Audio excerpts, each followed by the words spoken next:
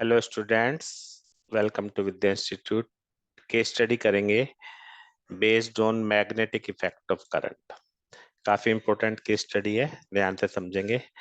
Electric motor से related problem है। तो सबसे पहले तो आपको इलेक्ट्रिक मोटर के बारे में जानकारी होनी चाहिए। यहाँ पर थोड़ी सी गिवन भी है। इलेक्ट्रिक मोटर एक रोटेटिंग डिवाइस होती है that convert electrical energy into mechanical energy. Electric motor को यूज किया जाता है इलेक्ट्रिक फैन, रेफ्रिजरेटर वगैरह में। ठीक है, क्या होता है इसमें? दो consist of rectangular coil ABCD. ये रेक्टेंगुलर कोयल होती है ABCD, insulated copper wire. Coil is placed between two poles of magnetic field, है ना, arm A B and C D. इस तरह से मैग्नेटिक फील्ड के बीच में ये होती है हमारी, perpendicular to the direction of magnetic field. The ends of coils are connected to two half P and Q of split ring. P और क्यू दो आधी आधी स्प्लिट रिंग होती है, उनसे दोनों पार्ट ये कनेक्ट होते हैं। Inner side of these half are insulated and attach to an axle. ये एक्सल से कनेक्ट होती हैं। एक्सल मतलब एक रोड होती है उससे। External conducting edge of P and Q touch to conducting stationary brushes X and Y.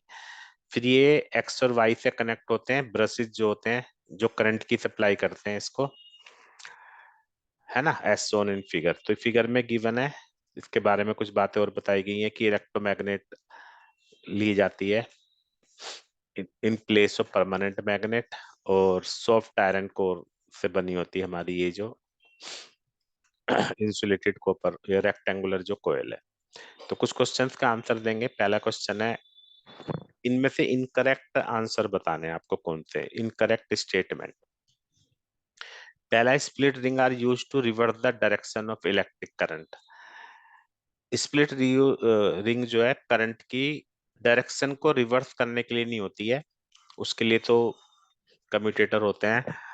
इनका काम होता है यूनिडायरेक्शनल, करंट की डायरेक्शन को एक ही रखना, एक ही डायरेक्शन में रखना। तो यानी ये स्टेटमेंट जो फर्स्ट वाला ये हमारा सही नहीं है।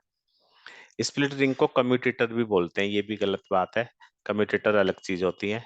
Split ring is a discontinuous और ब्रोकन रिंग। ब्रोकन होती है, हाफ हाफ होती है, ये बात सही है। यानी ये दोनों करेक्ट हैं। इनकरेक्ट ऑप्शन है ए और बी। तो यानी इसका आंसर डी हो गया, है ना, क्योंकि उसने पूछा था कौन कौन से हमारे इसमें से इनकरेक्ट है। तो ए और बी दोनों इनकरेक्ट है। नेक्स्ट है, which of the following has no effect on the size of turning effect of कोयल।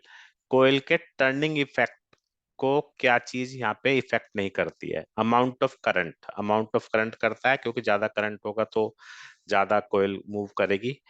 और नंबर ऑफ टर्न्स भी करता है, स्ट्रेंथ ऑफ मैग्नेटिक फील्ड भी। क्या चीज नहीं करती है?